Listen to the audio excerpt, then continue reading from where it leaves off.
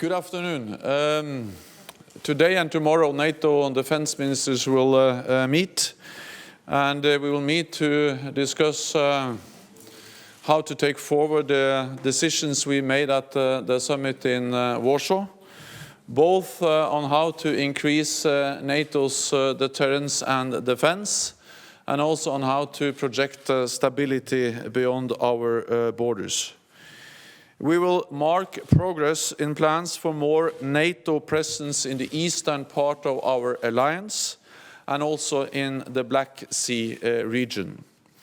We will discuss Russia's recent military activity along our borders. Close to our borders, Russia continues its assertive military posturing, including with massive non-notice exercises. This month alone, Russia has deployed nuclear-capable Iskander missiles to Kaliningrad and suspended a weapons-grade plutonium agreement with the United States. And Russia continues to destabilize eastern Ukraine with military and financial support for the separatists. These moves do not lower tensions or restore predictability to our relations. On NATO's southern neighborhood, Russia's continued support for the Assad regime in Syria is also deeply troubling. Russia has resumed the bombing of Aleppo, which is exacerbating a humanitarian catastrophe. Men, women and children are dying every day, killed by disgraceful attacks on their homes and even their hospitals. And I call on Russia to show real efforts to restore a cessation of hostilities and allow humanitarian access to Aleppo.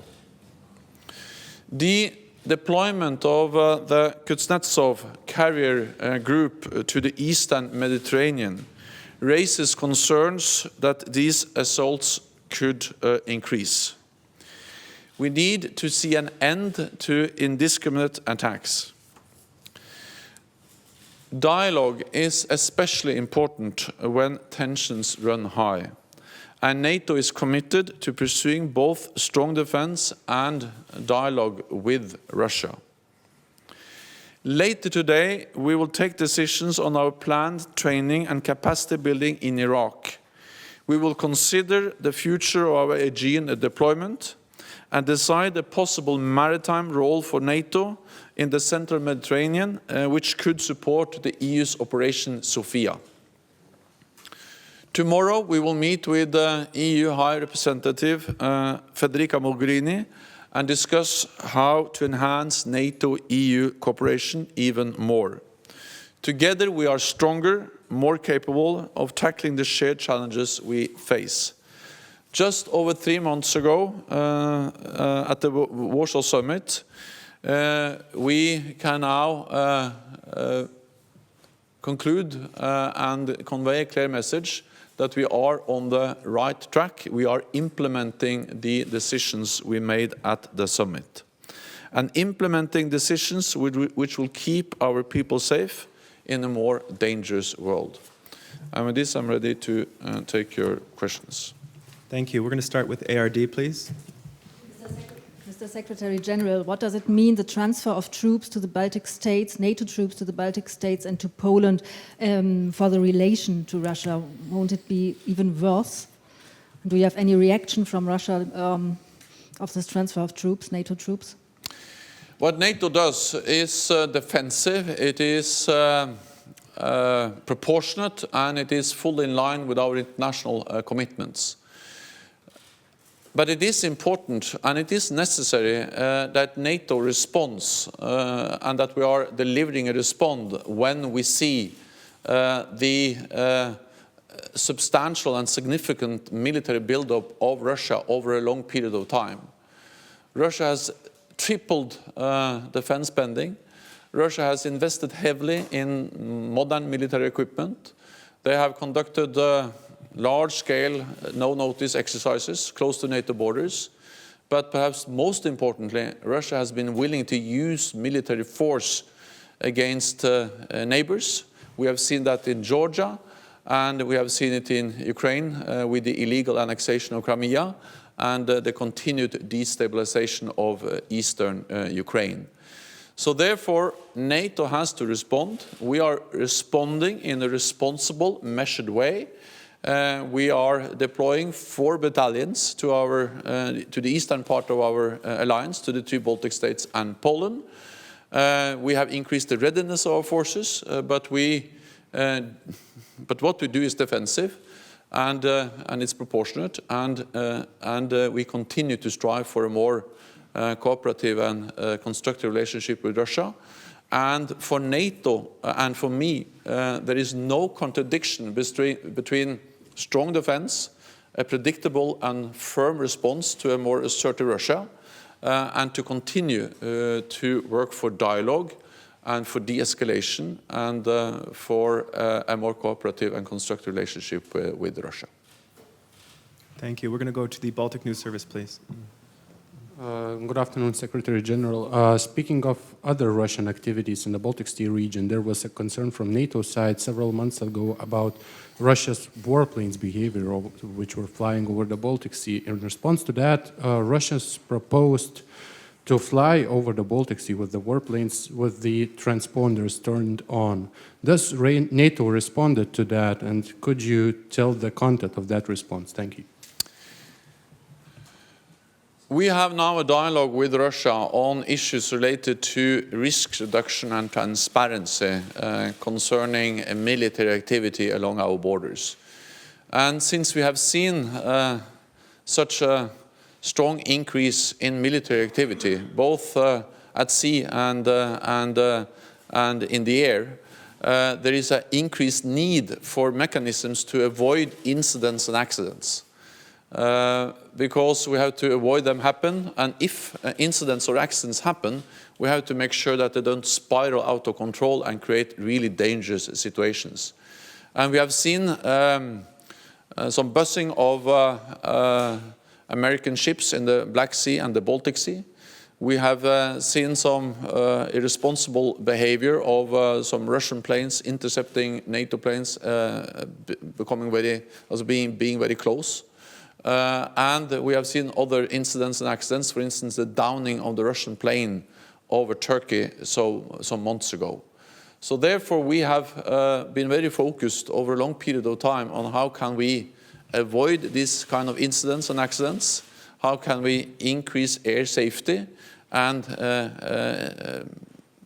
establish more predictability and transparency related to military activities close to NATO borders and in a dialogue with Russia.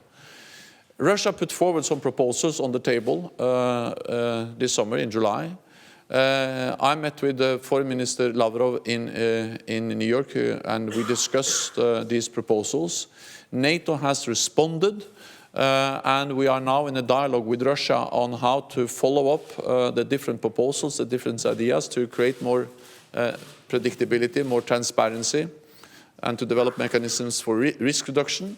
And we are ready to convene a new meeting of the NATO-Russia Council to take further these discussions. We are also in dialogue with Finland and Sweden, being close to the Baltic Sea.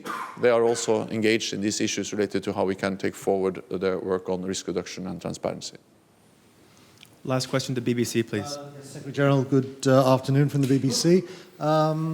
It's obviously up to any individual NATO member to organise its own relationships with Moscow, but what signal does it send if Spain agrees to provide fuel for a Russian naval task group which we believe is on its way to join the air campaign in Syria?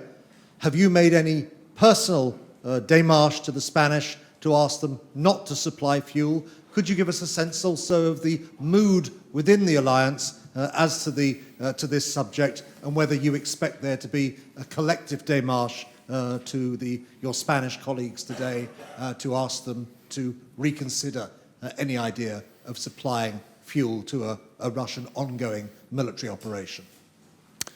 So Russia has the right to operate in international waters, and we have seen before the deployment of Russian naval ships and also the Russian carrier group to the Mediterranean. And we have also, of course, seen before port visits of Russian ships also to NATO ports. So this has happened before. The thing which is different this time is that we are concerned about the possibility of that the Kuznetsov carrier group can be used as a platform for more attacks against Aleppo and Syria, and thereby exacerbating the humanitarian catastrophe we already see in Aleppo and in Syria.